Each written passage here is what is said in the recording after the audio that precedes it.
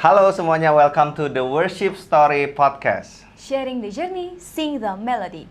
Masih bersama saya Christian Riff dan hari ini ada co-host spesial istri saya sendiri, Ibu Hilda. Halo semua.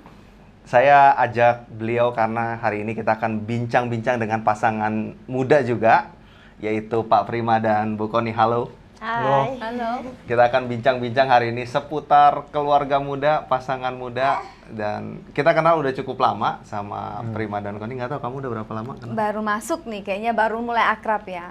Iya. Ko Prima sama Cek Koni udah married berapa tahun nih, kalau boleh tahu? Dari 2018. Jadi Berarti ini 2025 ya? ya, 7 tahun. 7 tahun. 7 tahun ya. Ih, lama juga ya, dari 18. Yang saya ikutin Prim dari chat-chat ibu-ibu, kadang saya suka kepoin adalah suka update-updatean soal anak. Iya. Nah itu anak kita itu yang lagi di background. Sam sekarang sedang belajar proses apa nih, Cek, perkembangannya? Sekarang saya usianya 14 bulan. Dia lagi baru belajar jalan. Yeay, itu boyoan itu kata Iya. orang ya. Merasakan boyoan sudah Bapak dan Ibu. Sudah kita juga anak udah mulai belajar jalan, nggak mau kalah banget sih. Waduh, gua zaman now banget kamu. Jadi hari ini kita akan bincang-bincang soal, terlebih khusus yang kita ikutin kalian kan soal pergumulan untuk mendapatkan si Samantha. Samantha anaknya Bapak Ibu ya. Hari ini kita mau ngobrol soal itu. Jadi lebih ke gimana sih pergumulan kalian dari semenjak married sampai Samantha ini boleh lahir. Jadi dimulai dari 2018 ya. 2018 kan kita married. Nah, terus ya seperti pasangan pada umumnya lah. Karena ketika baru pertama kali habis married itu kita menunda dulu untuk punya anak. Kita kepingin berdua dulu lah, menikmati nih habis Umum lah, married. ya. Nah, kayak gitu kan. Seperti pasangan pada umumnya. Enjoy sampai kurang lebih mungkin setengah tahunan lah ya. Jadi dari 2018 tengah 2018 itu sampai di awal 2019. Awal 2019 itu akhirnya di situ kita bicara, kita sepakat yuk nih 2019 kita mulai usaha nih gitu buat mengusahakan anak gitu. Jadi sebenarnya perjuangannya itu dimulainya ya 2019 itu. Oke. Gitu. Sorry nih kau boleh tanya. Waktu itu umur berapa ya? Kau Prima sama Cek Koni, maksudnya kan orang mau start nih, berarti udah cukup mateng nih ya kan, kita secara finance, secara kenal udah berdua nih udah oke. Umur juga mungkin udah siap nih, nggak terlalu muda juga nggak sampai kelewatan gitu kan. Saya kan 90 ya, anak 90 berarti kalau 2019 kan berarti 29. umur Ya, 29, udah pas umur lah. 29 ya. Aku 91 jadi 28. 28 gitu. Nah, intinya di 2019 mulai usaha kayak gitu, alami, mencoba. Tapi setengah tahun berjalan nggak ada hasil lah, nggak ada hasil sama sekali. Intinya ya udahlah, kita sampai kurang lebih di tengah 2019 kan. Tengah 2019 kita coba deh, kita ke dokter kayak gitu. Waktu itu mulainya adalah ke dokter untuk ngecekin kondisi nih, apakah kondisi kami berdua ini sebenarnya cukup oke untuk kita itu mengusahakan punya anak secara alami kayak gitu. Nah, dari dokter itu kita dicek, jadi saya sebagai prianya dicek, wanitanya juga dicek. Dari hasil itu ditemukan sebenarnya kalau kondisi istri baik-baik, semua oke, nggak ada suatu hal yang sangat berpengaruh terhadap usaha itu. Tapi di sisi saya sebagai prianya, punya saya nih yang nggak oke nih. Ada kondisi di mana memang saya itu punya yang namanya varikokel. Nah, varikokel itu sebenarnya bahasa yang mudah dimengertinya itu adalah pembesaran pembuluh darah. Tapi di bagian alat reproduksi prianya. Nah, itu. Nah, pembesaran pembuluh darah itu mempengaruhi kualitas dari, kalau kita bilang, sperma. Nah, jadi intinya dari pengecekan kualitas sperma punya saya itu nggak bagus gitu loh. Jadi otomatis ketika kita mengusahakan alami, itu usahanya butuh lebih dari pasangan pada umumnya kayak gitu. Nah, jadi ya udah dari situ Solusinya apa yang dikasih sama dokter? Ya intinya kita coba cara yang paling simple dulu. Saya dapat treatment vitamin, intinya coba deh minum vitamin ini, vitamin itu, kayak gitu, diresepin. Dan kita, ya udahlah, saya konsumsi. Dan juga jaga pola hidup, kayak gitu. Karena ininya tuh berpengaruh menurut dokter, kayak gitu. Jadi saya minum vitamin, sampai kurang lebih mungkin, berapa lama ya kira-kira treatment vitamin ya? Mungkin sekitar 2-3 bulan kita udah lihat progres baik gitu. Dari yang awal, terus progres baik, dan ternyata waktu itu spermanya itu bisa dibilang normal kayak gitu, sehingga puji Tuhan. iya di bulan November, tadi kan Juli ya, itu bulan Novembernya ternyata aku hamil gitu loh. Sempat hamil November alami. 19. November 19 itu hamil alami gitu, udah seneng Berarti gitu. berhasil nih, bener Iya, kan? Itu berarti bener. Terus kita ke dokter, dicek, detak jantungnya belum kelihatan Bu, 2 minggu lagi aja kembali kan. Masih Seperti kecil, biasa lah, betul. karena masih terlalu Kecil. dini gitu. Oh ya sudah. Tapi ternyata beberapa hari kemudian dari dokter itu mulai keluar flek gitu. Sampai akhirnya puncaknya sih waktu itu hari Minggu ya, beberapa hari kemudian itu kelihatan keluar pendarahan yang cukup banyak gitu, terus sakit perut gitu. Oh ternyata ini kontraksi, langsung kita ke UGD. Terus habis gitu ternyata setelah dicek sama dokter, ini sudah sisa jaringan aja gitu, intinya sih gugur gitu. Dan waktu itu ya udah, karena pendarahannya juga banyak, langsung suruh ranap aja biar dirawat di sini, nggak sampai kekurangan darah juga, sekaligus langsung diluruhkan juga saat itu. Duh, gimana tuh perasaannya Jay sama kok ya? Maksudnya udah usaha banget. Bener nih, udah jalannya udah bener nih, yang diobati udah bener, udah ada hasilnya, tapi kok dipatahin lagi nih gitu. Dibecandain lagi jadinya gitu. Iya. Yang aku catat tadi satu hal yang baik itu adalah soal usaha untuk memiliki anak 6 bulan. Maksudnya dalam 6 bulan itu udah merasakan ada sesuatu yang janggal kan, sehingga memeriksakan diri ke dokter ya. Maksudku itu satu hal yang baik sih. Maksudnya nggak perlu malu kita itu untuk cek ke dokter, baik pihak wanitanya maupun prianya gitu kan. Bener, biasa kalau ada problem kan yang pasti disudutin siapa? Perempuannya pasti kurang subur, perempuannya pasti dua-duanya ada baiknya dicek gitu, ya kan? Iya, dan ya hal baiknya kan ketahuan dan juga bisa sesuai. cepet gitu diobatin. Ya memang yang cukup menyakitkan adalah peristiwa keguguran itu ya. Iya, rasanya baru senang Berapa gitu. minggu jadi kok? Jadi usia 7 minggu itu. 7 minggu udah bentuk ya? Udah, tapi Tekan. memang belum ada detak jantung, Yes. dan harusnya udah di minggu itu memang harusnya udah mulai keluar ya gitu. Ternyata nggak ada gitu. Waktu menjawab pertanyaan Hilda tadi ya, waktu di rumah sakit sih jujur masih nggak apa-apa gitu. Tapi gitu pulang, kembali ke kamar di mana aku berdarah-darah di situ kan gitu, kayak kalut semua, aku nggak bisa malam itu nggak bisa berdoa sampean, karena kita tiap malam kan pasti berdoa bareng gitu. Gak kuat aku waktu itu berdoa, itu nggak bisa, benar-benar nangis sampai akhirnya aku minta tolong kamu aja deh yang doa malam ini, aku nggak bisa gitu. Kayak baru merasa ya, kayaknya baru sadarnya di situ. Betul, kita kan juga pernah ngalamin momen yang mirip kan. Waktu kejadiannya tuh ya udah sih, udah selesai operasi, udah selesai. Waktu pulang ke rumah itu baru merasa yang sesungguhnya itu, yang waduh ini ternyata sedihnya tuh sampai begini, nggak bisa Iya, diceritain. di momen-momen random gitu bisa tiba-tiba sedih dan nangis, keinget gitu kan.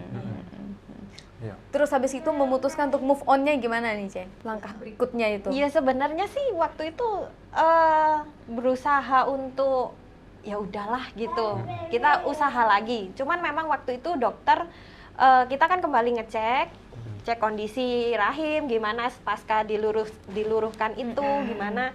Terus cuman dokter cuman pesen, Bapak Ibu ini bisa diusahakan hamil lagi, tunggu 2 bulan ya gitu, supaya kondisi rahimnya itu kembali lagi gitu. Ya udah, sepanjang itu ya kita berusaha mengisi hari-hari dengan ya rutinitas yang biasanya supaya nggak keinget-inget juga gitu. Hasilnya hasil apa nih yang dimaksud? 2 bulan kemudian kan 2 disuruh bulan lagi kemudian. nih. Oh ya. Jadi abis itu kita berusaha alami. Ya, tetap berusaha alami. Tapi kan itu posisi akhir 2019 ya, nggak lama pandemi. Oh iya, ya kan? benar, benar. Ya, Pandemi. betul. Itu cukup 2020. membuat apa ya?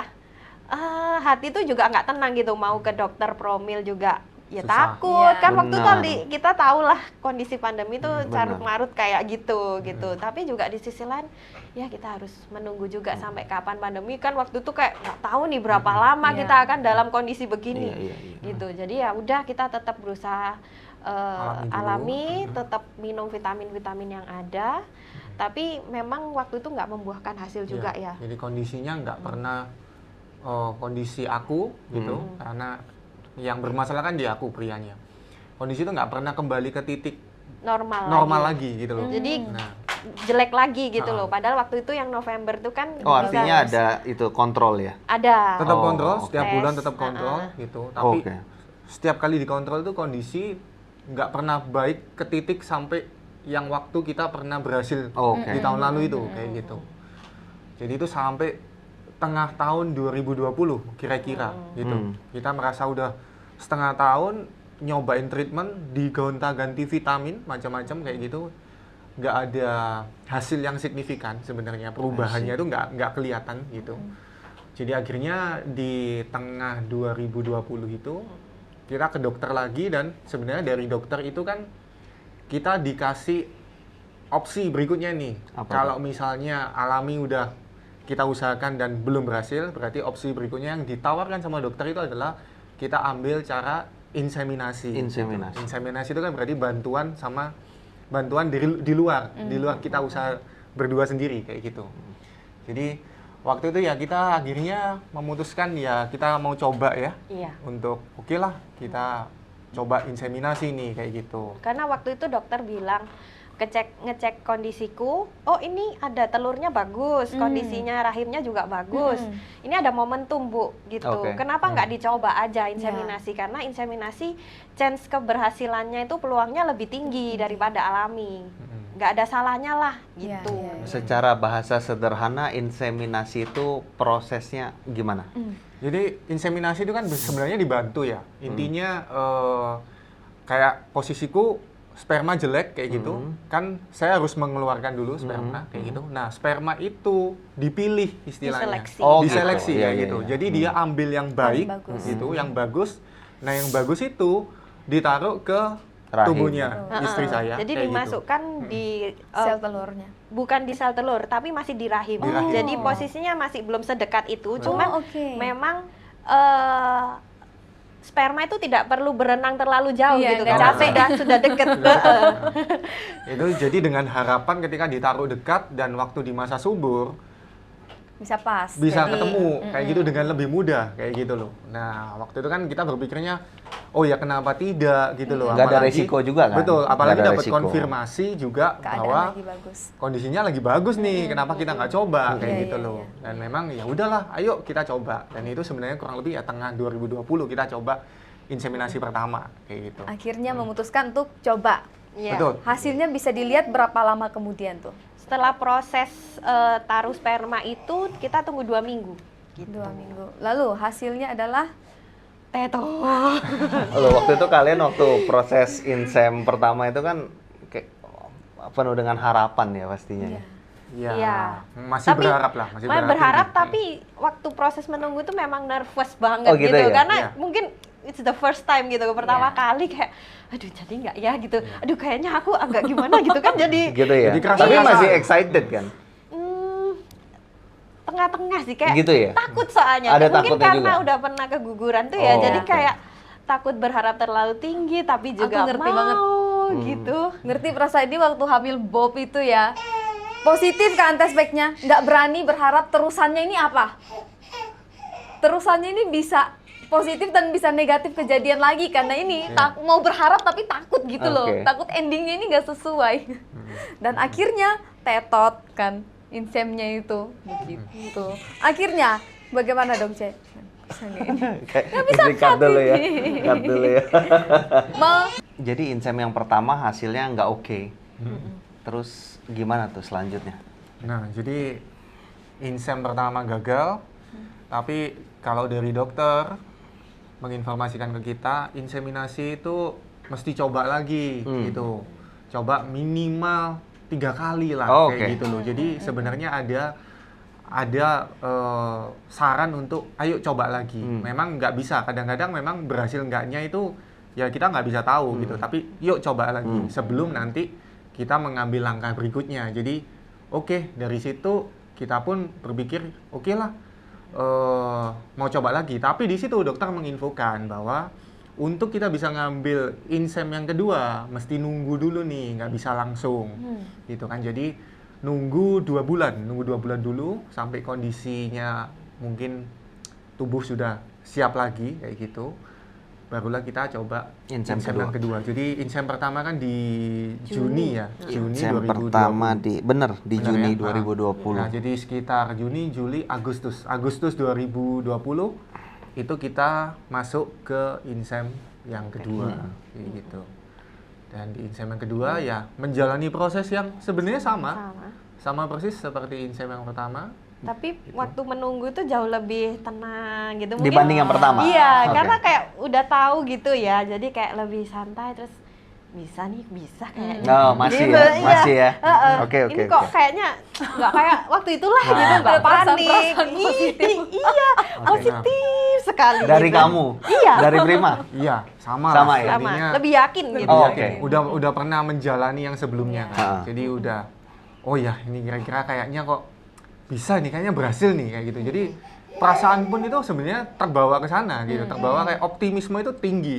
Bisa lah, pasti Tuhan kasih lah kayak gitu. Nah, Betul. jadi kalau kita bilang stres enggak juga sih, malah waktu itu pemikirannya udah optimis. Jadi kayaknya jadi nih kayak gitu.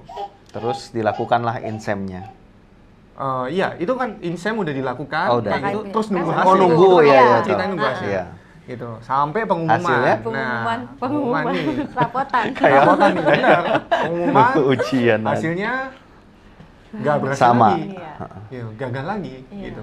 Tapi di yang kedua ini justru kayak jatuh Lebih. gitu karena mungkin udah berharap gitu ya. Benar. Sakit sekali, aku tuh masih inget pagi-pagi ketika kemarinnya udah dapet tes, pagi-pagi tuh kayak nggak mau ngapa-ngapain gitu. Ini udah dikabarin hasilnya? Iya. Sudah. Kayak kemarin dapat kabar pagi tuh kayak nangis gitu, Gitu bangun ya? pagi tuh nggak seger tapi malah nangis gitu kayak gitu. Jadi kayak aduh, kayak udah sakit gitu, kayaknya gimana ini kok kayak nggak ada chance sama sekali, kenapa gagal lagi? Tapi kan masih ada 1 kali lagi kan kalau menurut dokter tadi ya? Iya, tapi lelah sekali sih, Oh. walaupun maksudnya harus menjalani semua dari awal lagi kan. Soalnya kan sebenarnya inseminasi juga bukan cuman sekedar tindakan terus selesai gitu kan. Kita persiapannya dari awal menstruasi harus ke dokter, Iya, gimana iya, waktu itu juga pandemi, full protokol. Nanti mau tindakan masih ruwet Itunya lagi yang panjang gitu. sebenarnya. Udah kayak berasa udah berusaha banget tapi Tuhan nggak jawab gitu. Dan kayaknya gagal 1 kali aja udah cukup sih gitu. Kalau bisa gagal 1 kali aja, jangan 2 kali, 3 kali ya kan. Iya. Sedih sih gitu, apalagi gagal lagi hasilnya gitu. Kalau Koni yang jalanin insem sampai kali kedua ngedown banget setelah hasil yang diterima, Prima gimana ngelihat istri yang kondisi seperti itu? Saya waktu itu di posisi nggak bisa ngomong ya sampeannya, maksudnya ngelihat sedih, maksudnya saya sedih tapi istri ini lebih sedih gitu loh, lebih sedih sampai dia tuh maksudnya ya mungkin dia sebagai wanita ya, maksudnya perasaan itu kan sangat kena ya. Mungkin kalau kita laki-laki kan selalu kita dibilang kalau laki-laki mungkin dasarnya lebih banyak logika kayak gitu kan. Jadi mungkin itu yang membuat saya mungkin sedih tapi kadang-kadang masih bisa mikir, oke lah mikir masih ada jalan lagi. Tapi saya ngelihat istri udah kondisi gitu nggak bisa ngomong saya nggak bisa ngomong, cuman ya dengerin dia Nemenin. dia maksudnya berkeluh kesah dari perjalanan dari awal tadi sampai ini tuh kayaknya udah jauh kayak gitu tapi nggak berhasil kayak gitu loh. Jadi ya akhirnya saya pun nggak bisa ngasihin kata-kata atau kalimat apapun ya, kayak gitu. Cuman bisa dengerin aja kayak gitu. Sampai ada satu titik dia tuh bilang, udahlah kita stop promil dulu aja. Aku lebih memilih kamu tuh happy ketimbang kita menjalani promil tapi kamu stres gitu. Iya. Jadi dia tuh sampai ngomong kayak gitu ke aku karena mungkin melihat aku udah kayaknya mau maju tapi nggak ada kekuatan untuk maju lagi gitu ya. Gimana kalian overcome masa duka ini ya, masa berkabung ini ya? Ya sebenarnya kita waktu itu nggak benar-benar mikir aku ini lagi berkabung gitu, nggak kepikir sama sekali, cuman berpikir gimana caranya supaya bisa lebih positif, bisa istilahnya punya semangat lagi yang baru untuk memulai promil lagi gitu. Karena kan sebenarnya kami udah inseminasi 2 kali, berarti pilihannya mau insem lagi atau lanjut ke step yang berikutnya lagi gitu. Tapi karena di posisi waktu itu Prima bilang stop dulu, ya udah kami lagi-lagi nih menyibukkan diri dengan segala aktivitas kayak gitu. Tapi aku masih ingat waktu itu tuh aku tuh merasa ada yang aneh dengan diriku sendiri gitu. Yang pertama itu waktu itu takut ketemu orang sampai kayak gitu. Kenapa takut? Kenapa? Kayak males gitu. Terus karena orang selalu melihat fisik ya, apalagi lama nggak ketemu waktu pandemi. Gemukan ya udah isi gitu. Nah udah nyenggol tuh gitu. Terus habis gitu kadang kalau enggak kok belum punya anak gitu. Kadang kan niatnya mungkin Udah married berapa lama? Iya, terus kadang bercanda gitu, mana gitu, kayak gitu. Terus juga yang kedua selain males ketemu orang juga jadi sensitif banget gitu. Sensitif soal pernikahan dan punya anak gitu. Sampai kadang itu, temanku yang itu baru married, jangan-jangan habis ini dia hamil duluan, kayak gitu. Terus kadang itu sampai waktu papa mama kita video call gitu ya sama ponakan sama anaknya ceceku kayak gitu tuh kadang males lah gitu. Aku mending nggak tahu. Sampai gitu ya? Iya. Karena kita nggak punya. Iya, kayak sesuatu yang bukan iri sih, tapi kayak ada perasaan sedih kayak gitu loh. Padahal kan bukan nggak sayang si ponakan kan? Iya, kan? Dan maksudnya mereka itu nggak sama sekali nyenggol kita. Iya, pastinya sih, pastinya tapi sih. kita itu sensitif segitunya. Iya, jadi lihat orang happy itu kita sedih, kayak nggak mau gitu kayak, aduh kok aku kayak gini ya, kok nggak kayak biasanya ya. Sampai di bulan Novembernya itu aku bilang sama dia, aku butuh bantuan deh kayaknya ini, gitu. Jadi waktu itu aku cari konselor, kebetulan dapat konselor dari Halo Konselor Saat waktu itu, aku konseling gitu. Ternyata dari percakapan konseling itu baru tahu, ternyata aku itu masih masa grieving yang belum selesai. Grieving itu berkabung ya Indonesianya. Tapi ternyata yang belum diselesaikan tuh bukan inseminasinya, kegagalan itu, tapi justru 1 tahun sebelumnya ketika gugur yang alami. Itu nggak selesai ternyata. Jadi masih ku bawa-bawa selama setahun yang aku nggak sadar juga gitu. Jadi ternyata janin yang diluruhkan tuh aku belum rela gitu loh untuk dilepaskan. Itu yang membuat kayaknya segala hal itu nyangkut ke situ gitu. Ditambah lagi kami kan dulu juga ada toko baby ya. Setiap hari harus ke toko, isinya barang baby. Tapi nggak punya baby gitu. Rasanya sakit setiap hari. Nah ini nih kalau boleh tahu, melewati masa-masa sulit ini dari keguguran yang pertama, membicarakan kehamilan, promil atau relasi kalian berdua sebagai suami istri semakin baik atau sebatas ngomong aja deh kita mau promil gitu, atau malah malas untuk dibahas gitu?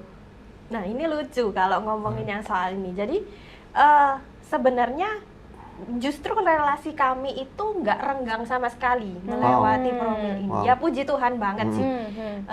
Kalau aku ingat-ingat ya, sebenarnya ini kalau aku tarik agak jauh ke belakang, itu sebenarnya waktu sebelum kami pacaran. Jadi aku cerita dikit nih ya, Iya, dikit aja. Sebelum pacaran. Sebelum Oke. pacaran. Jadi waktu Kalian kan pacaran lama banget deh buat denger. Iya. jadi Kalau nggak salah sih 9 tahun nggak sih iya, kalian pacaran? 9 tahun Iya baru kan? married ya.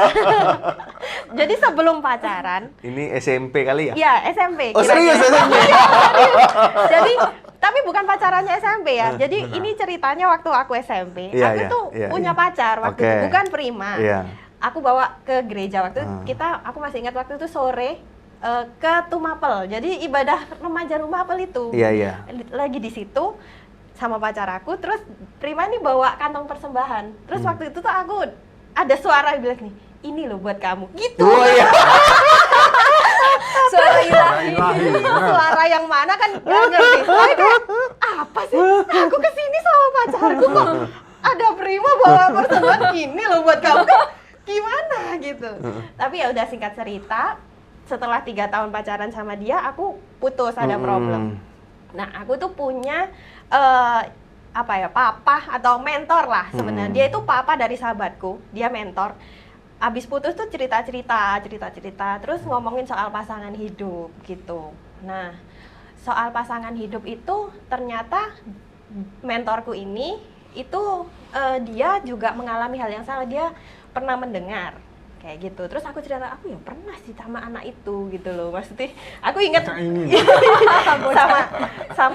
sama si prima ini. Maksudnya gimana? Aku nggak nangkep. Jadi aku. mentorku itu punya Pengalaman yang sama. yang mirip. sama. Soal mendengar. Oh, Mendengar suara. iya iya iya iya. Gitu. iya. Nah, aku kan jadi inget loh, aku juga pernah waktu terus? aku masih pacaran sama si dia Iya, gitu iya, loh. iya, iya. Terus dia cuma bilang, nggak apa-apa, tapi gumulkan Oh, gitu, oh, harus oke. diuji. Iya, Kamu iya. nggak bisa serta-merta karena kamu dengar kamu iya gitu, tapi harus gumulkan, diuji. Oke. Nah, singkat cerita, tapi dia tuh bilang, inget ya, apa yang dia bilang gini, sorry, Tuhan nggak kasih apa yang kamu mau, tapi Tuhan akan kasih kamu apa yang kamu perlu. Amin. Dia bilang gitu. Soalnya di sisi lain kayak gini, masa sih aku sama dia gitu loh. Soalnya bukan dia itu kenapa, tapi aku melihat kayak temperamenku sama dia tuh lain. Pokoknya kami orang yang nyambung sih, tapi agak berbeda, kayak agak kebalikan Iya, gitu. iya, iya, iya. Tapi itu nasihatnya dia itu, Tuhan nggak kasih apa yang kamu mau, Tuhan akan kasih apa yang kamu perlu, dia bilang gitu. Tapi kan singkat cerita kami akhirnya memutuskan bersama ya, pacaran. Cuman kalau kembali ke titik tadi grieving itu, aku tuh melihat, gila, ini kalau suamiku bukan prima, kayaknya aku udah gila, udah sanggup. depresi pasti. Nggak sanggup. Tapi justru karena temperamen dia kayak gini, prima itu orangnya Adem. Tenang. iya, tenang, lebih logika gitu ya. Terus dia juga orangnya yang nggak pernah ngomel-ngomelin aku kayak gitu kan, dia lebih Iya. bisa nenangin gitu. Justru itu yang jadi apa ya? Ngerem emosionalnya kita ya Iya, nggak? terus jadi Gitu. dengan kayak gitu aku melihat, oh Tuhan ini benar-benar provide Amin. apa yang aku perlu Amin. ternyata. Itu yang dimaksud gitu. Ini salah satu momen di mana aku memang butuh ini. Amin. Jadi justru statement yang belasan tahun yang lalu Benar. terujinya di momen-momen yang Bener. apa ya, ngomong titik nadir kali ya, titik terendah di dalam kehidupannya. Nah, berarti kan relasinya semakin dekat, bisa ngobrol nih. Apa ya, sulitnya di mana aku nggak bisa ini, bahkan memutuskan untuk ke konselor pun kan jadi gampang kan gitu loh ngomongnya, dan disupport ya Ce ya sama Iya. Koprima ya. Ada kalau orang kan mau ke konselor dibilang nggak usah lah, dikira gila, Gila. apa dikira sakit jiwa Iya, gitu kan. image konselornya masih banyak yang enggak, gue sehat kok gitu. Jadi sebenarnya nggak apa-apa banget kalau kita ngerasa nggak sehat, nggak kuat mentalnya buat pergi gitu loh. Justru jangan sampai terlambat, karena kalau udah kita bilang depresi ya, depresi yang beneran depresi. Karena hari-hari ini kan orang pakai istilah depresi itu kayak baru sedih aja dibilang depresi nih gitu. Tapi yang depresi beneran tuh butuh bantuan medis sudah. Iya, Gitu. iya. Justru kalau udah merasa something wrong, lebih baik cari bantuan gitu. Balik ngomong yang konseling, after kamu tahu oh ternyata griefku itu di masalah anak pertama itu ya, yang hamil normal itu. Setelah tahu itu, momen pemulihannya? Momen pemulihannya ternyata harus belajar menerima. Oke. Jadi konselornya bilang kamu itu tidak membawa perasaanmu bersamamu. Jadi aku tuh lebih cenderung menekan perasaan gitu. Kalau misalnya udah mau sedih, enggak lah gitu loh. Kita beriman aja misalnya gitu. Jadi sebenarnya bukan Jadi tidak bohongin diri ya? Iya nggak sih? Denial, memaksa denial untuk toxic. Denial ya? kuat gitu. Iya, kayak gitu. Jadi ya kalau lagi sedih ya udah, aku memang lagi sedih ini gitu. Diakui ya, Cek. Iya, benar. Itu. Oh, bagus banget tuh ya. Iya. Jadi ya it's okay gitu ya, menerima keadaan kita emang kalau lagi terjadi. Jadi Iya. apa, jujur sama diri sendiri. Benar. After itu, After itu what udah happened? melewatin itu ya, melewatin masa mencoba Pemulihan. pemulihan lagi kayak gitu. Akhirnya mungkin sekitar tengah tahun ya kayaknya ya.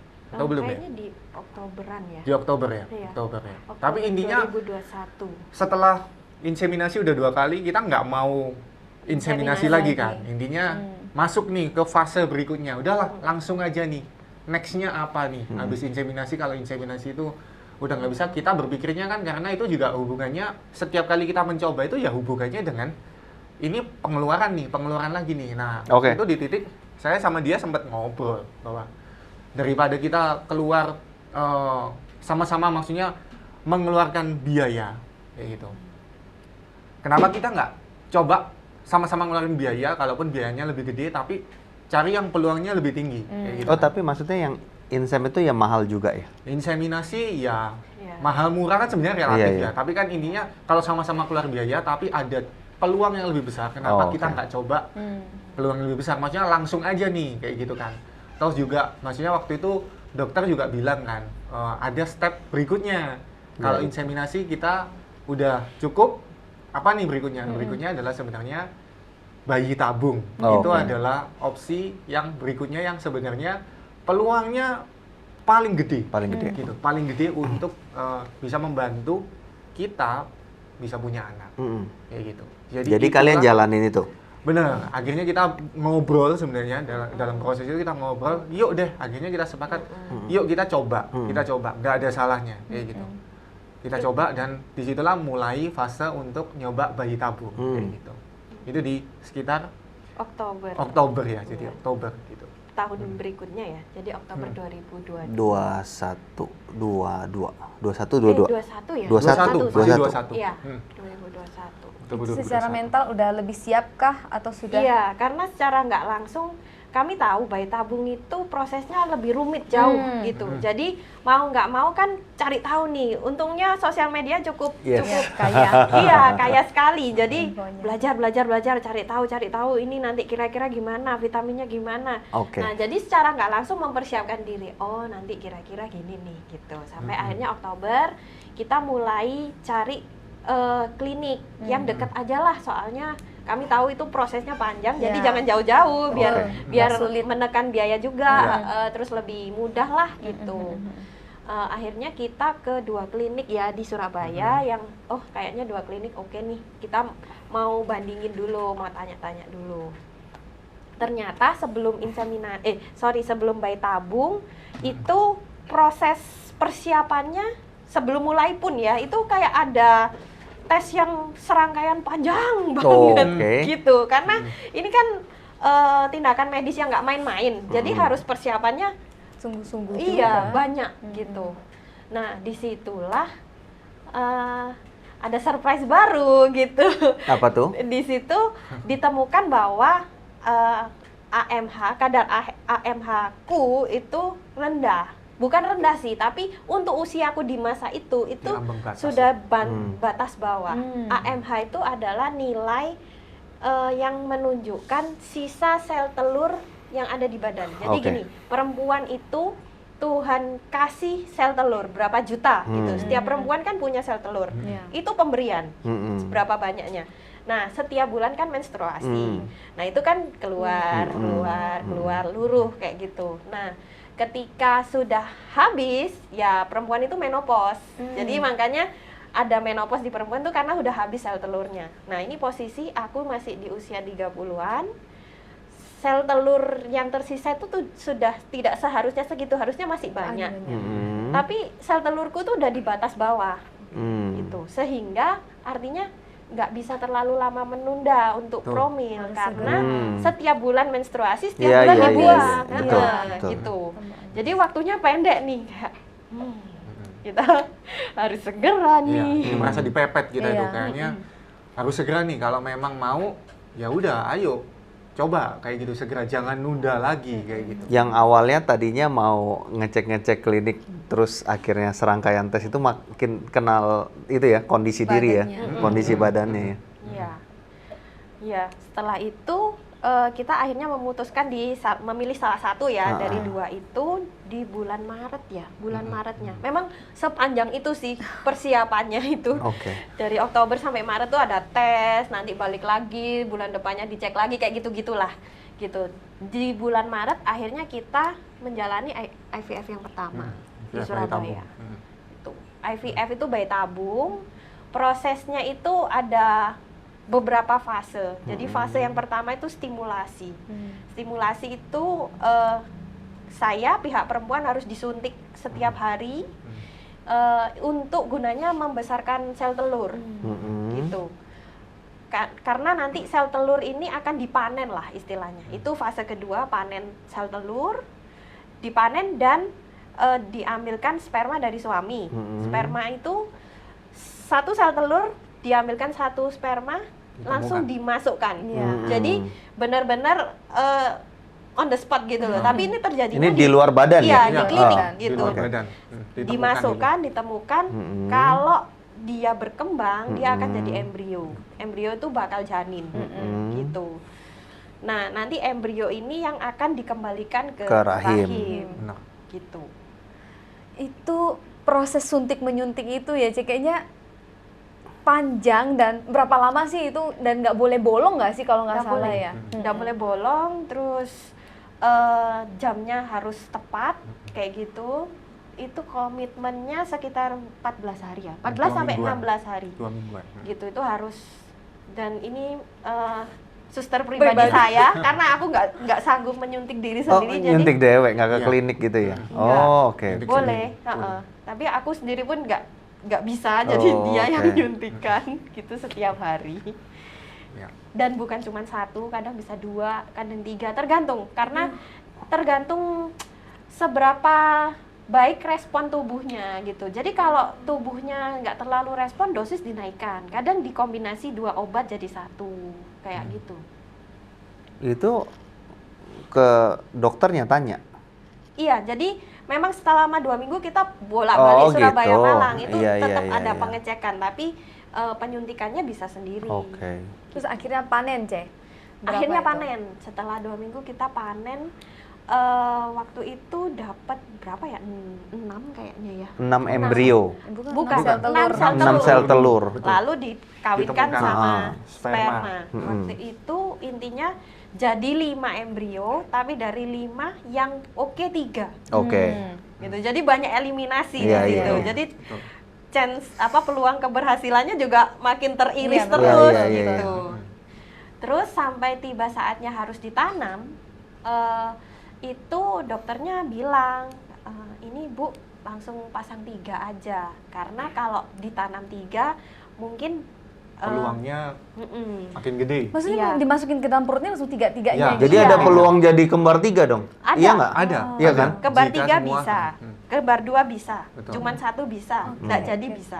Oh gitu. Betul. Nah, Terus? pertimbangannya dimasukkan 3 itu karena dokter bilang kalau 3 ini kan ceritanya gini, bilang kalau hamil itu kan sebenarnya 3 embrio ini istilahnya atau embrio itu menempel, baru kita bilang itu hamil kayak gitu, menempel di rahim. Di dinding rahim kan? Betul, kayak gitu. Nah, dimasukin 3 supaya maksudnya kalau misalnya yang misalnya 1 nggak menempel, kita masih punya 2. Kalau yang 1 lagi nggak menempel masih punya 1 seperti itu. Betul. Tapi waktu itu di posisi itu kan kita bingung ya sebenarnya. 3, karena sebenarnya sebelum itu kita pun istri saya ya udah banyak kan sebenarnya baca-baca soal IVF kayak gitu dan juga soal kehamilan gitu. Itu kan sebenarnya kita bilang bahwa kehamilan kembar kayak gitu itu resikonya itu tinggi sebenarnya untuk seorang ibu kayak gitu loh, kalau misalnya dibandingkan dengan seorang ibu yang cuman hamil anak satu kayak gitu loh. Nah, ketika kita dikasih tawaran 3, itu sebenarnya opsi itu nggak pernah terpikir di pikiran kita. Kita berpikirnya adalah kalau 2 sama 1 ya, kalau bisa 1 ya 1 aja lah. Kenapa kita pilih resiko yang gede? Itu cuman sesimpel itu pemikiran kita. Tapi ketika dikasih 3, kita mikir, wah gimana ini? Nah, tapi waktu itu karena kita sulit menentukan, jadi ini sudah berhadapan dengan dokter. Waktu itu mau tindakan, gitu. Harus ambil putusan. Harus ambil putusan karena hari itu tindakan, kita harus sebelum masuk ruang tindakan itu kita ditanyain, ini gimana kalau kita masukin 3 kayak gitu. Di situ dokter ngelihat kita nggak bisa memutuskan, kita diizinkan, udahlah Bapak Ibu ambil waktu dulu di luar. Saya tak layanin pasien yang lainnya dulu. Karena dalam satu waktu itu ada beberapa orang Iya. langsung tindakan Iya. bersama. Oke. Dan kita intinya kita keluar, kita coba diskusi gitu, dan kita keluar keputusan. Keputusan kita itu sama sebenarnya. Kita tetap pilih 1 aja, gitu. Karena pemikiran kita itu, saya pun juga didasari dengan logika memilih kenapa 1. Karena kalau kita bilang bayi tabung, saya punya 3, saya pilih masukkan 1 aja. Masih ada 2 ya. Ini kan sebenarnya ada opsi di mana 2 ini bisa disimpan. Kalau Oh, nah, itu gitu, oke. salah satu informasi atau yang memang kita tahu kan bahwa sebenarnya bayi tabung itu ada plusnya di situ. Kita bisa nabung istilahnya. Kita simpen untuk di kemudian hari kalau misalnya kita mau pakai lagi, kita mau taruh lagi itu bisa kayak gitu. Oke, Ya udah, oke. berarti kan nggak ada masalah Iya, kayak iya. gitu Ada loh. ruginya Kenapa sih, kita ya. harus 3? Toh sekarang aja coba aja 1, resikonya kecil, yang 2 sisanya kita bisa simpen. Oke, sepakat nih, langsung ketemu sama dokter lagi, kita bilang 1 gitu. Dikonfirmasi sekali, betul, cuman mau 1. Yakin? Yakin kita, Ya, udah 1. yakin doang, nggak pikir lama lagi. Oke. Yakin. Tuh. Dan akhirnya Dan setelah tindakan, oke, kita ditanam itu kan cuma 1. Lalu kami tuh harus menunggu 2 minggu lagi, kayak tadi inseminasi ya. Nempel apa enggak? Iya, nempel Nah. atau enggak itu tunggu 2 minggu, kita baru tahu. Nah, selama 2 minggu menunggu, itu baru H+1 ya. Kita itu dikabari sama Kliniknya. klinik. Ditelepon siang-siang tuh. Bu, ini setelah kami cek, embrio yang 2 nggak bisa disimpan Loh. ya. Gitu. Karena kualitasnya tidak sesuai standar klinik. Gitu. Waduh. ininya tidak cukup baik untuk disimpan. Jadi dalam arti kalau disimpan ya istilahnya percuma aja. Nanti dipakai juga nggak oke kayak gitu loh. Nah di posisi itu kan kita, aduh gimana ya, gitu ya. Oh, maksudnya itu kenapa sih dokter suruh masukin 3 di awal? Kita nggak mendapatkan Iya. penjelasan. Oh. Sebenarnya kita nggak mendapat Oh. penjelasan Juga mau itu, tanya gitu itu. loh. Maksudnya Karena kan udah kita- dieliminasi kan? Kan Iya. dari 5 tinggal 3 nih, berarti Iya. kan bagus dong gitu. Jadi pemikiran kita yang sebelumnya ketika kita dikasih 3 kita milih 1 dengan pemikiran 2 bisa disimpan itu langsung dipatahin. Iya, iya. Gitu, dipatahin Dan- kayak, aduh. Terus sisa 1 yang udah ditanam ini Iya. aja semoga bertahan ya gitu Iya. jadinya. Tapi ya harusnya nggak boleh stres selama 2 minggu langsung itu kepikiran. langsung kayak Iya pastinya Jadi sih. beban, jadi Pastinya. beban, jadi beban. aduh Gitu. gini ya. Dan kita waktu itu udah tahu gitu, ya udah berusaha untuk tetap positif, kita tetap menaruh harapan yang besar ke yang 1 ini. Kita setiap hari kita doain supaya benar-benar Jadi, ya. nempel kayak gitu loh, benar-benar nempel gitu. Didoain setiap hari kurang lebih selama 2 minggu sampai kita itu harus pengumuman lagi kan. Istilahnya pengumuman kan cek darah gitu untuk bisa ngelihat kadar waktu itu ada, HCG. nah namanya beta HCG. Intinya kalau itu ada di atas ambang batas tertentu berarti bisa dibilang Hamil. hamil nih. Di atas gitu. 5 kalau nggak salah Nah. itu hamil gitu. Gitu. Kita sampai di titik itu pengumuman, lalu tahu hasilnya, ternyata nilainya jauh, 2,5. betul, jauh di Separuh. bawah ambang batas gitu loh. Itu tambah Susah.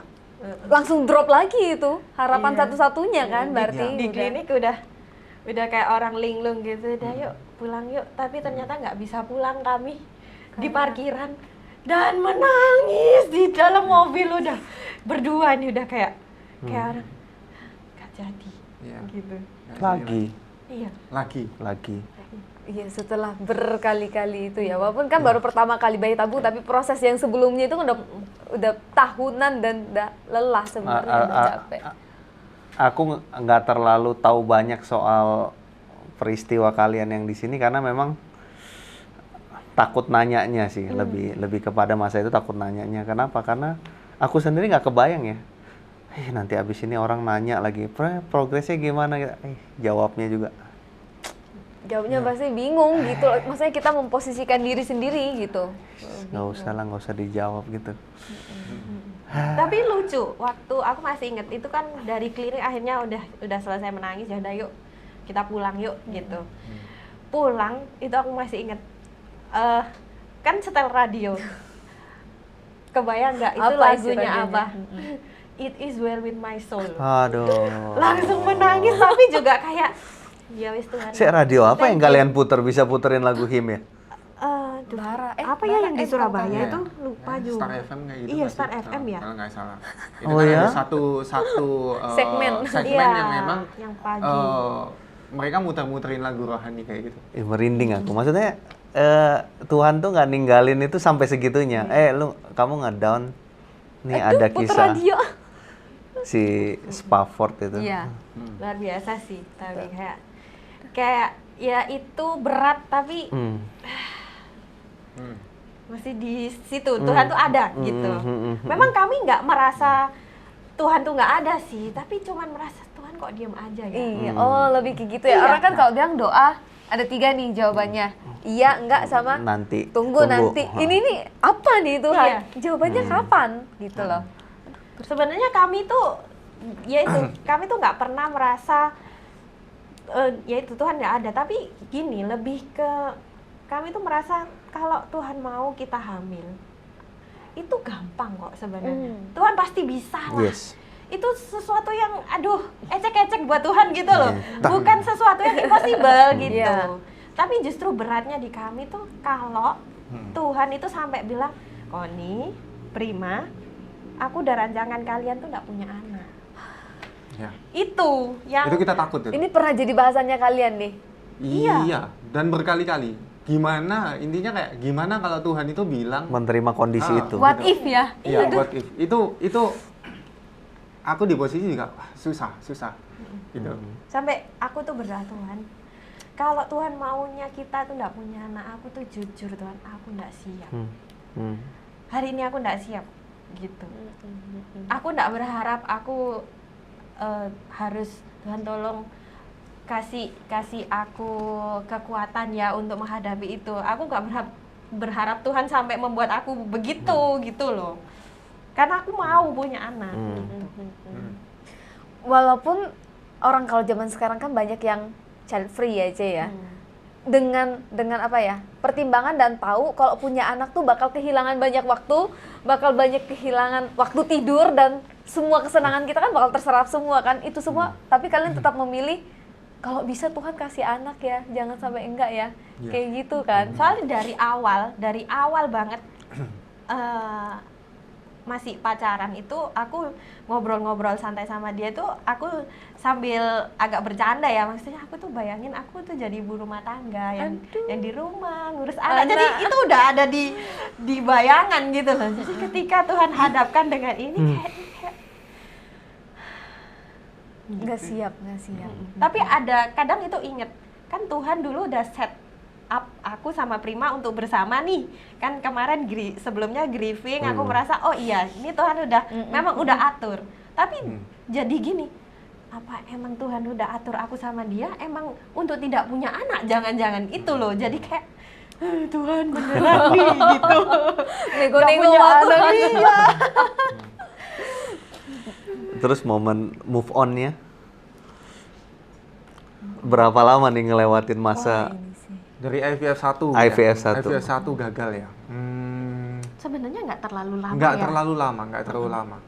Oh, Waktu itu. karena kepepet waktu juga kan sel telurnya kan Salah katanya. satunya, Iya. salah satunya juga itu yang menjadi dorongan kita mesti ngambil langkah berikutnya. Sebenarnya langkah berikutnya ya sama, kita mesti IVF coba lagi. lagi. Tapi waktu itu kan sebenarnya yang salah satu hal yang membuat kita akhirnya oke nih, kita mau coba bayi tabung untuk kali kedua. Itu karena kita dapat informasi klinik lain gitu loh. Jadi tapi kliniknya tidak di Indonesia gitu.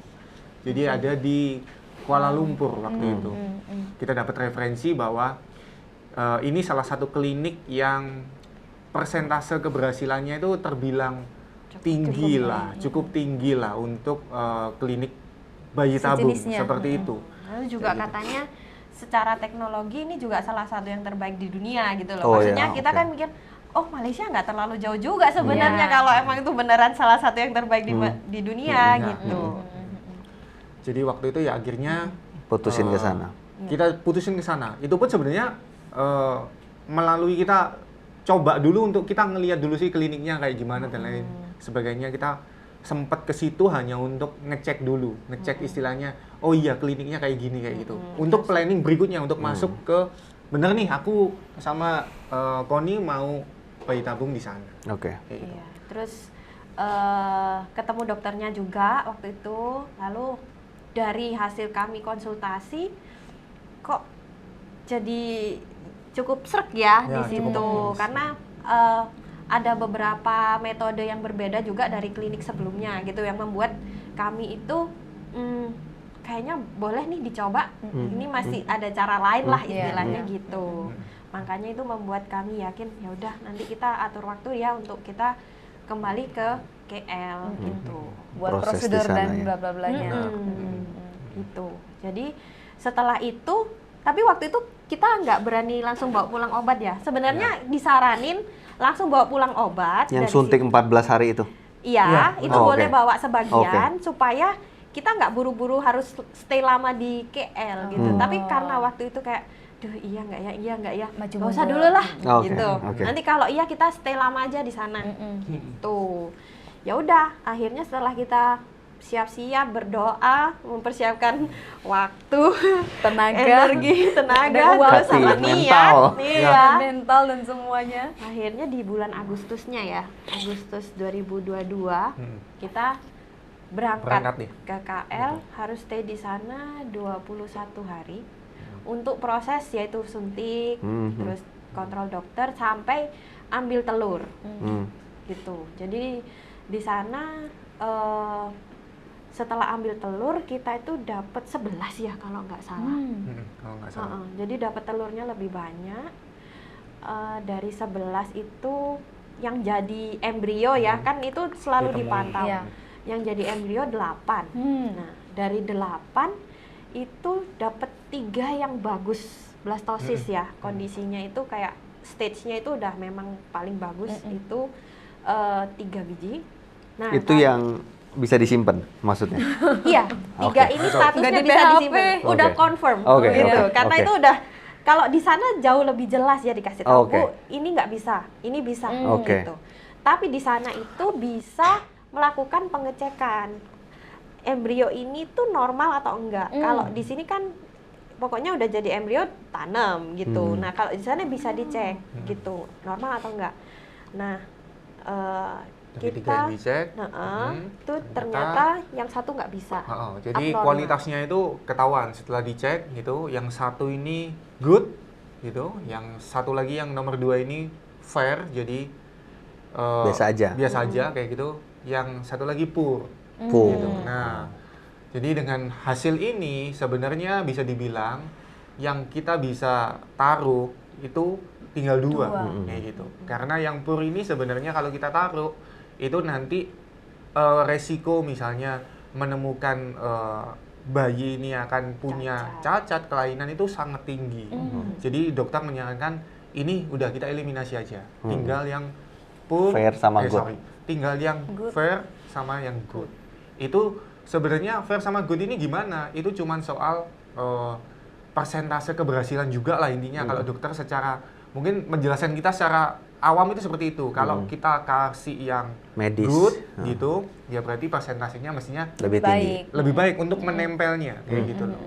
Waktu itu penjelasannya sih seperti itu. Tapi di sana karena prosesnya nggak langsung ditanam. Kalau tadi di klinik sebelumnya kan dapat langsung tanam gitu. Di sana itu harus dibekukan dulu, di freeze dulu. Di sana itu setelah stimulasi, di freeze, badan itu dibiarin normal lagi gitu loh. Karena kan stimulasi Badan kan mamai. iya, kan banyak hormon gitu. Jadi sama dia kayak distabilkan lagi. Nah, otomatis kami boleh pulang dong setelah itu. Sebelum pulang diceklah dulu kondisi rahimnya bagaimana. Siap nggak, ready nggak nih buat Iya, ditanam? kalau ready 2 bulan berikutnya boleh kembali ke KL untuk tanam gitu. Nah, surprise, aduh, ternyata Ada lain lagi nih. iya, Cobaan apa lagi tuh? bener banget. Nah, pemikirannya gitu. Pemikirannya Di- sampai Oh, iya? Iya. Iya. Sampai mikirnya gitu. Di pengecekan itu ditemukan ada polip di rahim.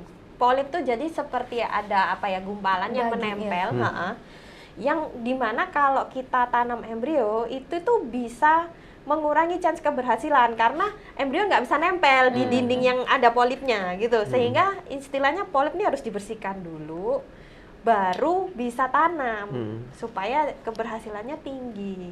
Apa jangan-jangan si polip ini sudah ada lama atau dokter ini ngomong baru ada aja? Sebenarnya baru ada. Oh, Oke. oke. Gitu. Jadi kan kami selalu cek itu kan, maksudnya kami cukup preventif ya. Iya, iya, Jangan-jangan ada aku, soalnya selama ini kan kayaknya prima terus yang bermasalah. Yakin masa hanya gara-gara Iya. sperma itu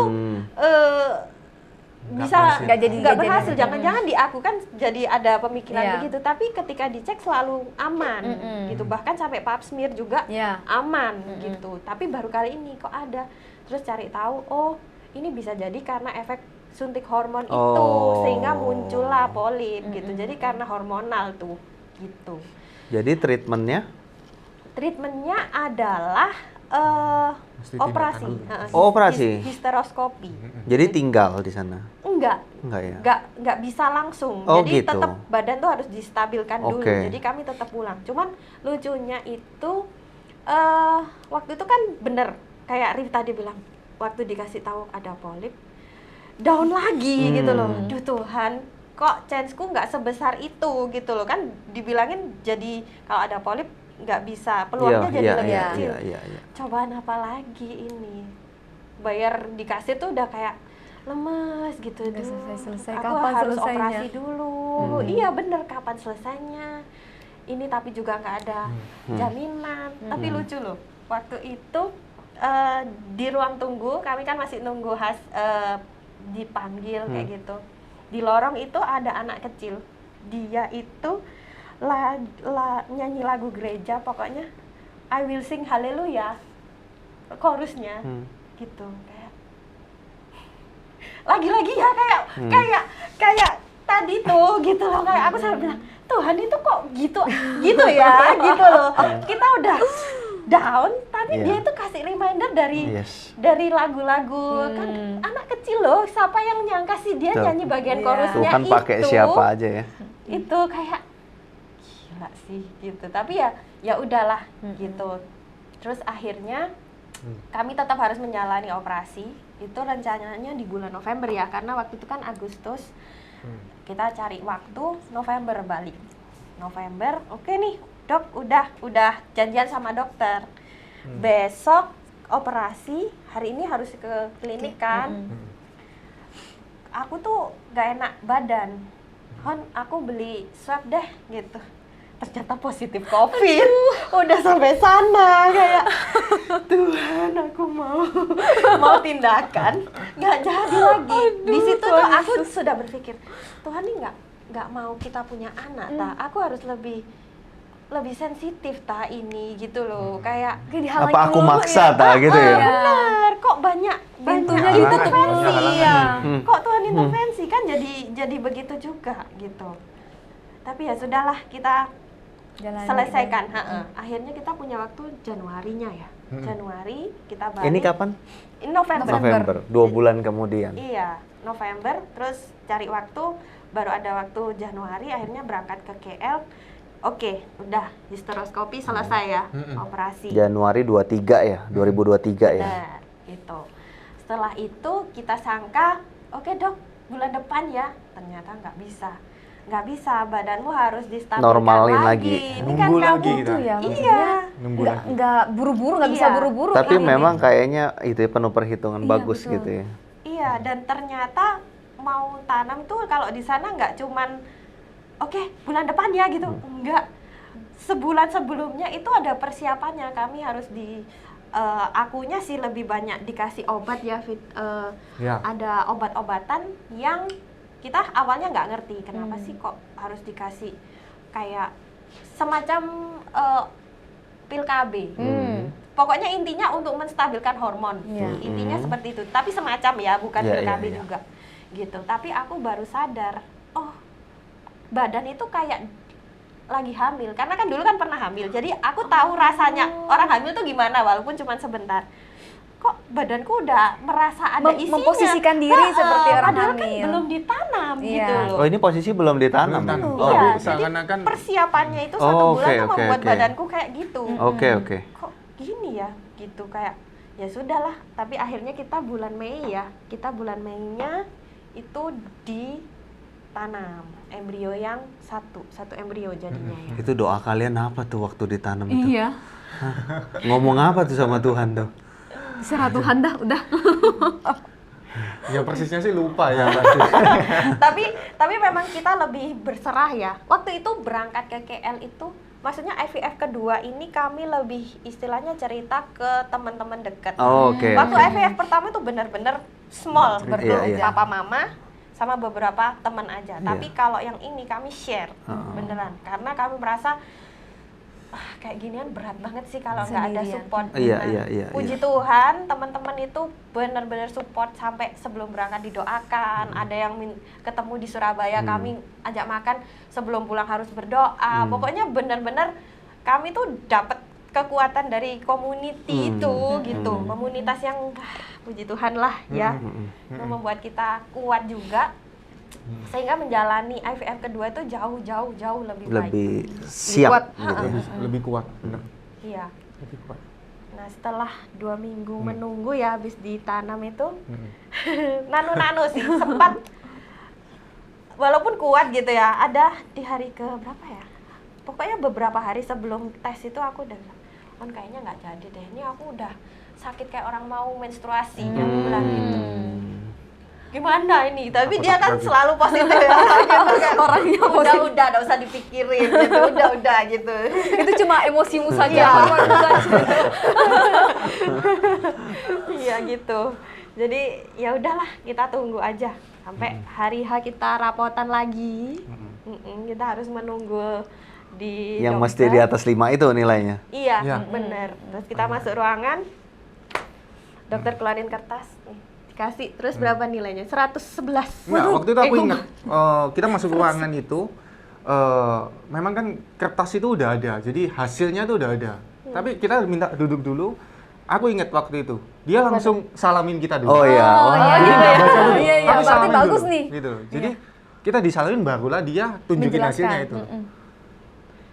114 atau 111. Pokoknya di atas 100. Loh, kalau nilainya lebih dari 5 itu bayanganku paling tinggi 10 loh, Rek. Enggak. Enggak. Jadi ibu hamil tuh semakin lama akan semakin tinggi. Oh, Nah, gitu. nilai yang tinggi berarti bisa dihitung usia janinnya tuh berapa lama. Oh, gitu. Jadi kayak akumulasi gitu loh. Nah, 111 itu aku memang udah baca-baca, kalau di atas 100 banyak orang bilang itu udah kuat nempel gitu. Karena ada posisi Oke. sempat hamil tapi luruh kayak gitu loh. Itu juga yang jadi salah satu. Deg-degsernya. Iya. Iya, banyak deg-degser. ceritanya soal IVF gitu, karena makanya abis IVF mesti bed rest sampai itu Ya. supaya kan dia nggak goncang nggak Benar. apa gitu Iya. ya. Nah, ini ketika udah dibilang di atas 100 agak lega kayak Kuat ini, nih. Iya, katanya. Nempel udah- ini mah. Nempel karena kan kami harus pulang Indo. Iya, betul. Ah, iya, Berat benar, lagi. benar. Mau menentukan kapan nih bisa pulang, berapa lama stay di sana kan juga tergantung kondisi. Wah, puji Tuhan. Sampai menunggu masa kehamilan Kehamilan. lewat. Iya. Ada yang ini nggak sih di masa kehamilan? Sulit kah atau Lancar-lancar? Atau lancar? Waktu awal-awal pulang itu langsung flashback kondisi keguguran yang di 7 minggu. Karena kan pulang juga masih usia bayinya Mirip-mirip. sekitar 4-5 minggu. Jadi masih tiap kali mau buang air kecil itu takut lihat ya? darah. Iya. Karena dulu gitu, tiap buang air kecil darah gitu. Aduh. Kan jadi aku sampai bilang aku takut mau pipis. Takut ke toilet nih. Iya, tapi nggak bisa, kebelet Iya, kan iya, kalau lagi betul. hamil tuh kan kebelet banget gitu. Ya tiap kali kayak deg-degan gitu. Terus kami memang karena ini proses IVF juga dokternya cukup hati-hati bawain kami pulang obat yang di jam tertentu harus dimasukkan kayak gitu. Jadi memang banyak sih ya persiapannya. Banyak sekali. Sampai di trimester pertama lewat itu baru Iya, nafas deh. Ya, Iya. nafas lega sedikit. iya nafas lega banget. Banget ya. Tapi tetap di posisi kita ya berharap tapi ya takut. Duh Tuhan ini beneran nggak gitu, kayak rada-rada In between. iya surreal gitu loh, kayak ini beneran nggak ya, nanti ada apa-apa lagi nggak ya, kayak gitu. Surprise-nya apalagi ini? Iya. Sampai aku inget ya, kalau nggak salah Januari awal posisi kamu melahirkan kita nggak di Indo ya waktu itu. Kita di luar kota gitu. Aduh, kita tuh pengen banget Itu- datang. Iya, Itu pengen banget. lega banget finally kita Iya. juga ikut doain. 8 Januari nggak sih? Iya, 8 Januari ya? Bener ya? Semi. 8 Januari. Posisi kamu berapa bulan? Aku 8 Januari, berarti 8 6 bulan, 6 7 bulan ya, hamil ya. Iya. Iya. Begitu. Dan kita pikir juga ya udahlah, udah selesai semuanya. Ternyata kan ada satu Fase lagi. berikutnya, aduh. Fase berikutnya ya, setelah si Semi lahir ya. Apa itu? Newborn kan, postpartum dan bla bla bla, baby blues. Oh, terus sakit ya? Bukan yang Semi. itu. Jadi Semi ditemukan Hernia. Iya, hernia, seminya gitu. sakit. Oh sorry, aku mau tanya, kenapa namanya Samantha? Nah. Hanya satu nih namanya, Samantha doang nih. Iya. Itu Kan spesial banget kan, nantikannya kan panjang banget, Iya, kenapa iya. itu biar yang istri aja yang dipilih? cerita. Soalnya jauh-jauh hari belum itu sudah tahun berikutnya namanya Samantha gitu. Oh, gitu. Kalau Oh, iya. cewek, kalau cowok Samuel gitu. Oh. Jadi sebenarnya Samantha itu adalah versi ceweknya dari Samuel. Samuel. Kan kita tahu kalau di Alkitab itu mamanya Samuel tuh juga berdoa Minta. minta anak gitu. Lalu Tuhan jawab kan. Nah, waktu baca Samuel tuh aku gitu. Oh, I feel you Hana gitu loh. Ketika dia nangis, ketika mungkin orang lain tertawa melihat dia, itu kayak iya gitu. Jadi makanya ketika Hana juga menyerahkan anak ini ke Tuhan, sama sih kita juga berharapnya, oke Tuhan, ini sebenarnya bukan anak kita gitu loh, tapi ini tuh cuman titipan Tuhan kok gitu. Jadi apapun Tuhan mau, anak ini mau jadi apa, Tuhan mau jadikan hamba Tuhan pun nggak apa-apa, apapun dah gitu. Amin. Tapi ya itu harapan kita dan doa kita, Amin. makanya dikasih nama Samantha. Barusan aku mau ngomong, siap nih dipanggil Samantha, harus siap ini. Siap. Perjalanan mereka nih, kita tanya nih. Tadi kan Iya, perjalanan apa? medis, Heeh. nah sekarang yang, aduh, sama Tuhan ini gimana ya? Kita aja denger ceritanya kan kalau Iya, kayak roller bener. coaster ya naik turun ya. Tapi setiap cerita kalian tuh ya ada satu poin apa? Aku keinget satu bagian firman Tuhan yang bilang kita itu anaknya jatuh nggak sampai tergeletak. Tangan Tuhan tuh menopang. Lagi down parah, ada aja bisa putar radio lagu keluar. Anak kecil bisa nyanyi sing haleluya di tengah kondisi begitu, sing haleluyanya gimana gitu. Kita mau tanya ini nih ke Prima dan Koni soal bagaimana sih pandangan kalian di dalam journey ini tentang iman, tentang harapan, tentang kebaikan kasih setia Tuhan. Tentang iman ya. Ya kalau aku dalam perjalanan ini tuh, maksudnya di titik ini tuh benar-benar ngerasa bahwa iman itu benar-benar diuji. Gitu. Maksudnya ya kalau selama dari kecil ke gereja, kenal Tuhan, dengerin firman kayak gitu. Kayaknya sepanjang dari ke gereja sejak kecil dibawa orang tua sampai di titik menjalani fase ini tuh nggak pernah sampai ada kejadian yang sampai menguji iman segitunya. Dalam arti aku bilang menguji iman itu maksudnya gini.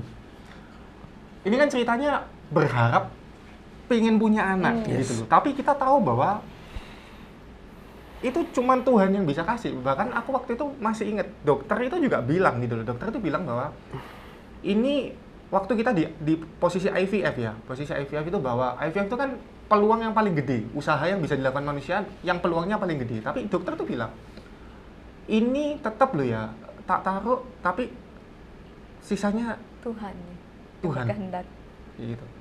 Nah, jadi balik lagi kalau ngomongin soal iman, kita tuh kepingin banget gitu. Tapi di dalam jatuh bangunnya itu, jadi nyoba ini gagal, nyoba itu gagal. Itu sebenarnya juga di posisi mempertanyakan ya. Ya apa? Harus tetap percaya. Susah. Itu yang aku hadapin ya. Walaupun pada akhirnya kita bisa bilang akhirnya kan kayak gitu kan. Gitu. Jadi gimana tetap iman diuji itu untuk ya aku yakin Tuhan itu pasti. Gitu. Ngomongnya mungkin bukan pasti kasih, tapi balik lagi dia pasti ngasih yang paling baik toh. Itu yang kalau diinget ya sedihnya masih kerasa. Bukan sedihnya sih kalau aku bisa ngomong ya. Tapi ini selama ini kan sebagai suami itu pasti yang jadi sandarannya istri, ya nggak sih? Sekarang udah ada anaknya, udah jadi finally kita ngomong, ini baru bisa, emosinya baru bisa keluar. Selama ini kan yang mesti jadi kuat, aduh istriku yang sedih banget, yang pegangannya cuma kita gitu. Pegangannya hanya suaminya, nggak ada yang lain gitu. Makanya sekarang yang baru bisa finally imannya ini udah Tuhan nyatain, udah kelihatan gitu loh. Ya, Tapi memang benar adanya waktu aku pernah dengar juga ya, salah satu dari EE itu ya, kayak gambarannya tuh kayak dua tangan gini, pegangnya gini. ya kan, pegangan gini. Kita tuh rasanya emang udah Lepas aja. udah nggak mau, udah capek, nggak bisa. Tapi aja. benar-benar Tuhan tuh topang di situ, gitu sepanjang perjalanan ini. Nggak tahu sih, aku yang denger ceritanya aja melihat bisa berani menyimpulkan lah kalau kalian tuh di momen ini justru mengalami Tuhan banget ya. Kayak ada encounter sama Tuhan gitu. Dari peristiwa-peristiwa ini. Ini masih masanya belum selesai sih kayaknya ya. Memang perjuangannya kan punya anak nih, gedein anak yang Tuhan percayakan juga satu hal yang lain, tanggung jawab yang besar juga. Jadi biarkan Bob dan Sam main bersama saja, mereka jadi teman. Nah, selama kalian menjalani masa-masa ini mungkin ya dari tagline kita, perjalanan yang begitu rumit, naik turunnya itu, lagu apa sih yang paling membuat kalian nih, oh ini lagu yang benar-benar mewakili perasaan kita banget, yang menguatkan kita banget di masa-masa sulit maupun di masa-masa melewati. Sebenarnya banyak ya. Ya. Apalagi itu waktu itu kan masa pandemi. Masa kita waktu itu Online service. Rekam-rekam dulu kan.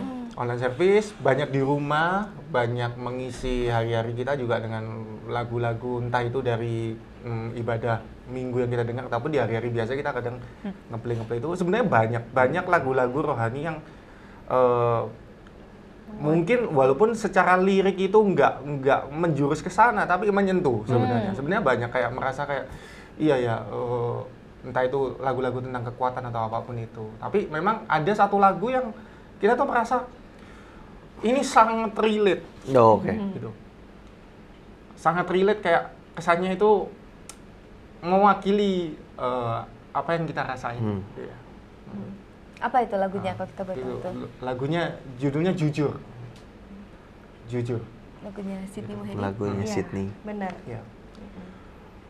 Itu setiap kalimat di lagu itu kalau kita bukan cocok logi ya, tapi istilahnya seakan-akan ketika kita lagi menjalanin usaha itu tuh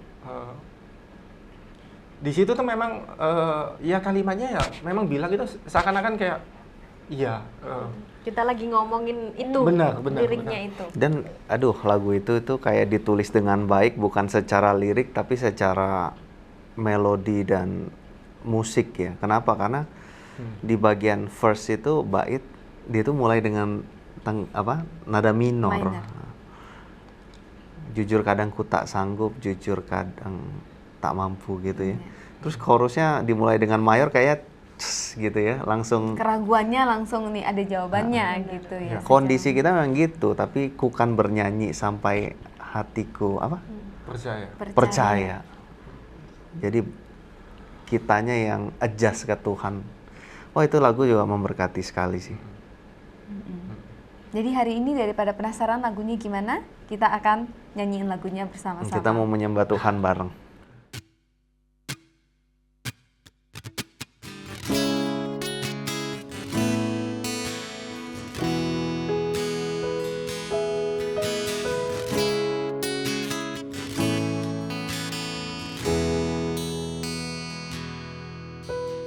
Jujur kadang ku tak sanggup menghadapi semua bebanku,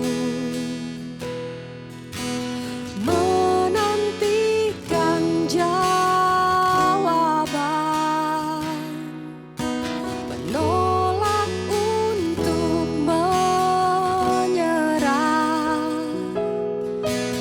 Tahu Kau Tuhan yang sanggup menolong dalam sesaku. Namun meskipun Kau belum, ku kan tetap menyembah-Mu. Ku kan bernyanyi sampai jiwaku percaya, sampai hatiku mendengar lagu pengharapan.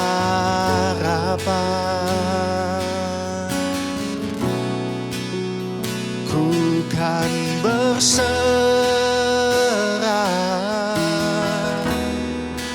ku tahu aku tak sendiri. Ku yakin Kau mengasihiku, bahkan di dalam api pun ku kan menyembah-Mu.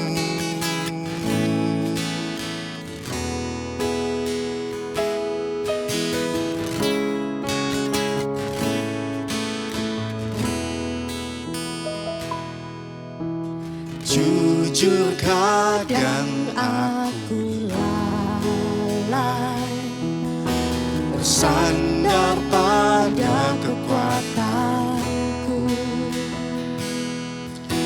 di dalam kelemahanku. Sempurnalah kuasa-Mu, imanku memegang janji-Mu. Ku tahu Kau selalu bersamaku dalam setiap perkaraku. Kaulah damai tenangku. Ku kan bernyanyi sampai jiwaku percaya, sampai hatiku mendengar lagu pengharapan.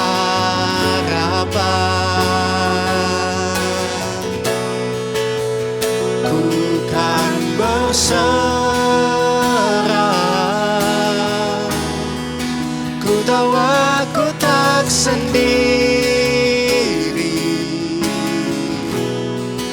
yakin kau mengasihiku,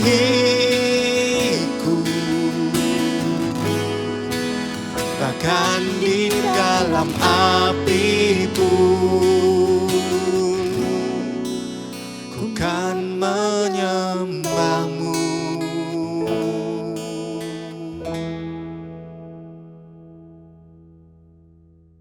Thank you untuk Prima dan Connie yang udah sampaikan kesaksian yang begitu memberkati setiap kita. Saya yang dengar di sini, Mbak. Dan saya percaya teman-teman yang menyaksikan juga terberkati dan terbantu dengan segala proses yang sudah dijalanin mereka semua. Sampai jumpa di The Worship Story Podcast selanjutnya.